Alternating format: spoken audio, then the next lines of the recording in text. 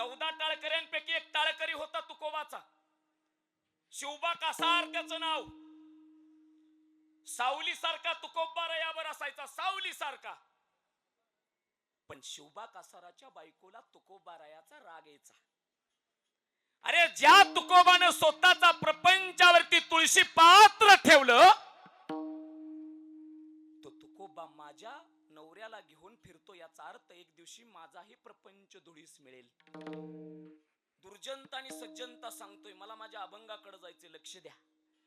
एक दिवशी शिवबा कासाराच्या बायकोनं आपल्या नवऱ्याला प्रश्न केला, हो तुम्ही रोज जाता तुकोबारायाच्या कीर्तनाला,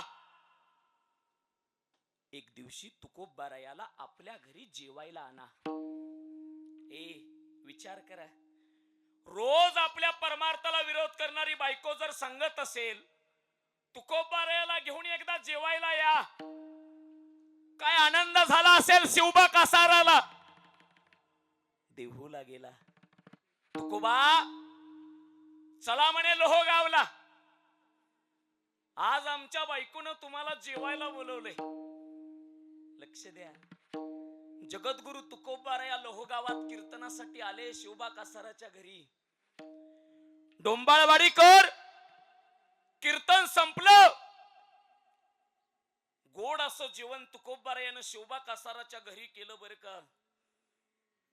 संध्याकाळी गप्पा चालू झाल्या शिवबा कासाराच्या आणि तुकोबाच्या. गप्पा काही प्रपंचाच्या असतील का? लक्ष द्या, दोन परमार्थिक माणसं ज्यावेळेस एकत्र येतात त्यावेळेस देवाच्या गप्पा असतात दादा. रात्रीच्या 12 वाजल्या. शिवबा कासाराच्या बायकोच्या डोक्यात एकच खटकी होती, काही झालं तरी आज तुकोबाला सोडायचं नाही. लक्ष द्या, रात्रीच्या 12 वाजता जगद्गुरु तुकोबाराया झोपी गेले. 1 वाजता चूल पेटवावी, चुलीवरती पातीला ठेवावं, पातील्यात पाणी तापायला टाकलं शिवबा कासाराच्या बायकोन. रात्रीच्या 1 वाजल्यापासून ते पहाटेच्या 4 वाजेपर्यंत चुलीला जाळ घालते. नित्य नेमाप्रमाणे माझे तुकोबाराया झोपेतून जागे झाले.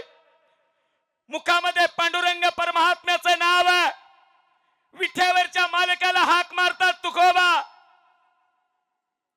अंघोळ करण्यासाठी मोरीत बसले. जसे तुकोबा बसले ना, डोंबाळवाडीकर चुलीवरचं उकळलेलं पाणी आणावं शिवबा कासाराच्या बायकोनं आणि तुकोबारायाच्या अंगावरती टाकावं. अंगाची लाही लाही झाली. वनवा पेटा भासा अंग पेटला. जगद्गुरु तुकोबारायाच्या अंगाला दहा सुटला. डोळ्यातनं पाणी वाहू लागलं आणि माझे तुकोबा देवाला हाक जळे माझी काया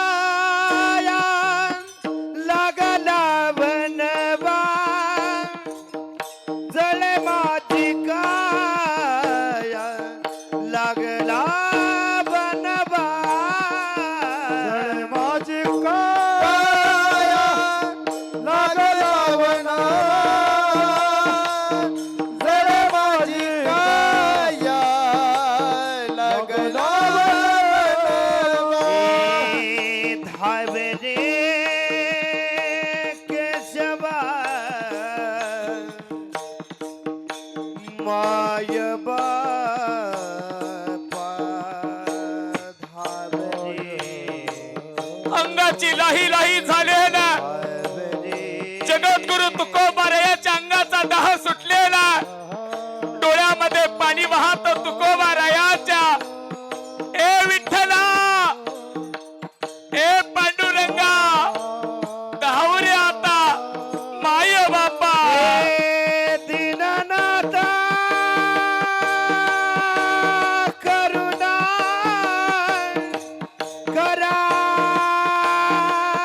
माय देवा.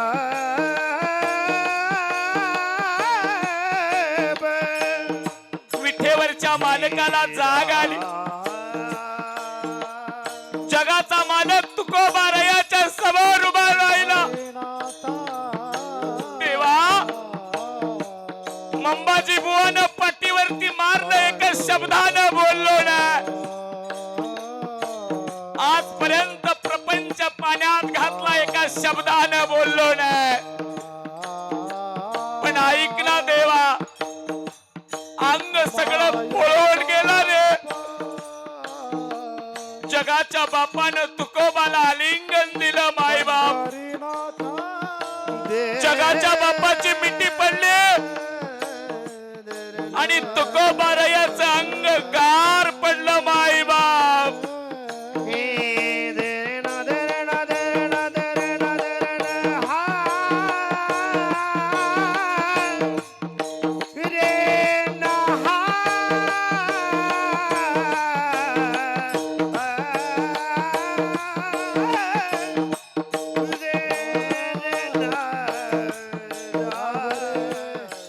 शिवबा कसाराच्या बायकोनं तुकोबारायाचं चरण पकड.